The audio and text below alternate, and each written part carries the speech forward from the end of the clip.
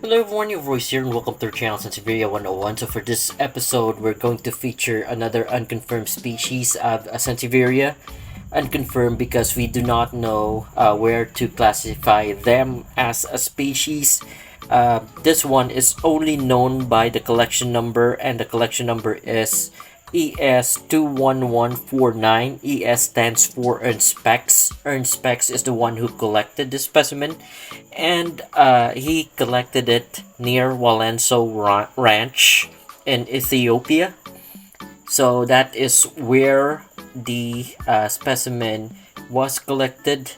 This specimen that I have was sent to me, and indirectly it came from Specs Nursery itself. So I grew them, and in a couple of years, it managed to give me two offsets from being just one leaf when I got it. I can perhaps include a picture of it when I first received it, or a picture of it when it was sold from Specs Nursery. So once again, this is unconfirmed, and I can also include the inflorescence or the flower bloom of this particular Sansevieria, known only as or with the collection number ES21149.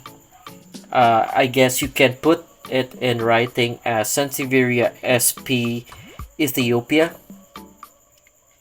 or you can just tag it with its collection number ES21149. So for this particular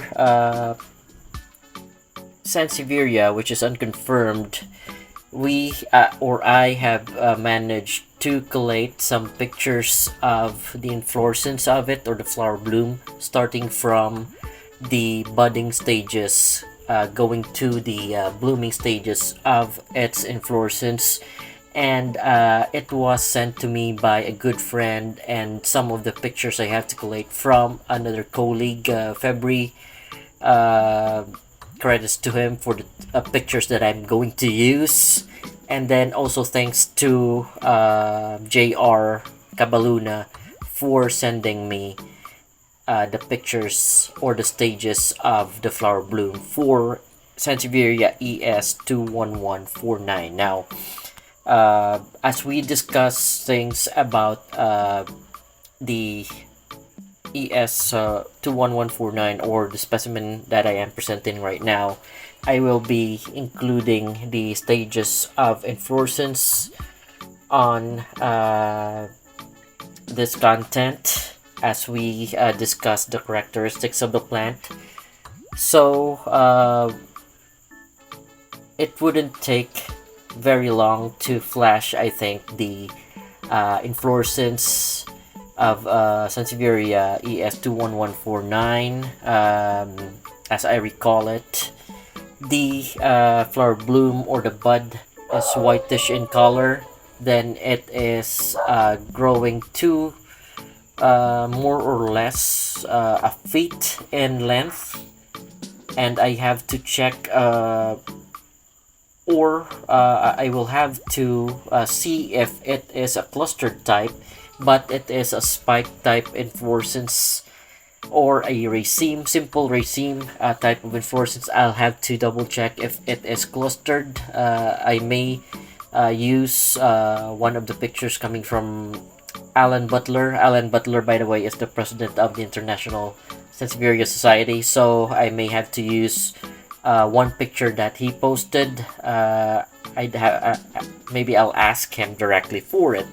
So going back though, after I've shown the progress or the stages of the inflorescence or flower bloom of ES21149, what's next to discuss is the characteristics of the plant itself. So if I try to feel the upper part of the leaf, this is the juvenile leaf, by the way. It's slightly rough. However, the back part is rough like sandpaper. So almost comparable to the rugusifolia species that we have already featured on this channel. By the way, this is the oldest offset, or the oldest of the clump, the one in the center. And this one though, it's slightly, or I may have some variation on feeling the upper part, because somewhat I feel somewhat it's smooth, but the back part on this leaf alone though. So there are leaf that are smooth. It's having smooth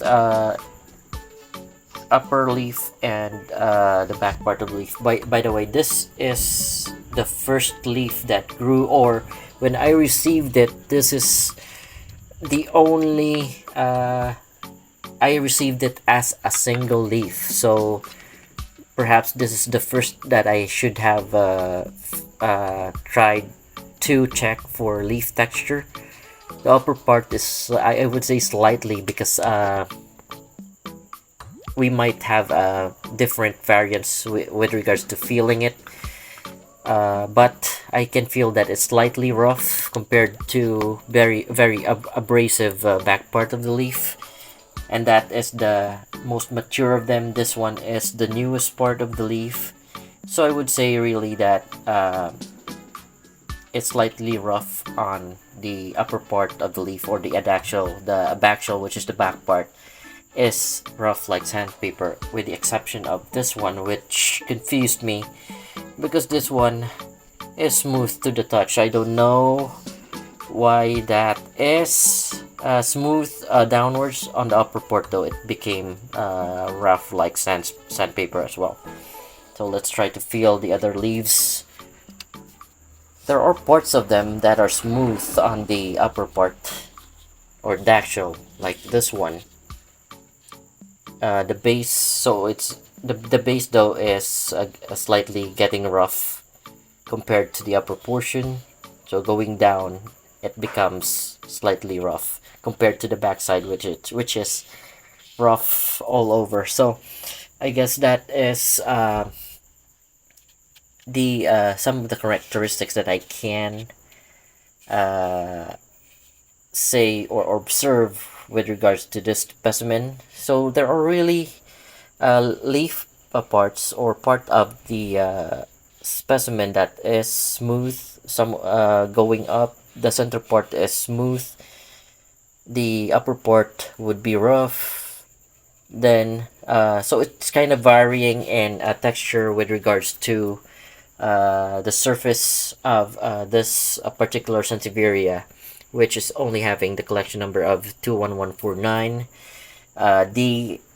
Therefore I can conclude that the back part of the leaf, all throughout all of the leaves, they are rough in texture. Meanwhile, on the upper portion of the leaf, some of the leaves would be smooth, some area of the leaves would be rough. So it is varying in texture on the adaxial compared to the back part, which is the abaxial part of the leaf. So aside from that, the juvenile leaf would be having subulate tips, and then as they mature, the tips would wilt and would look as such. So you would no longer see the subulate tip, except for the hard wilted tip of the Sansevieria species. So we have described the leaf texture. This is the leaf pattern. So at times they could be banded. This, like what I'm showing right now, you can call this banded. It's instead of being a mottled pattern.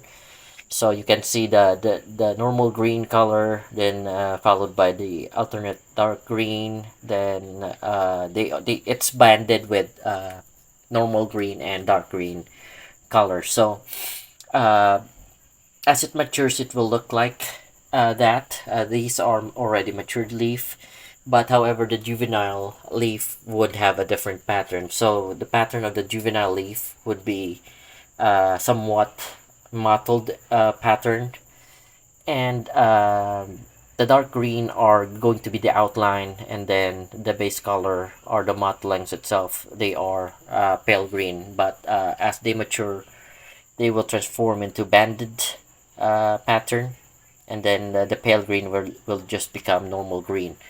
So I guess that's it for the leaf pattern of my specimen of Sansevieria ES21149. What's next would be measuring the leaf width. So we have the tool here to measure, and then we'll set it to 0 and start measuring.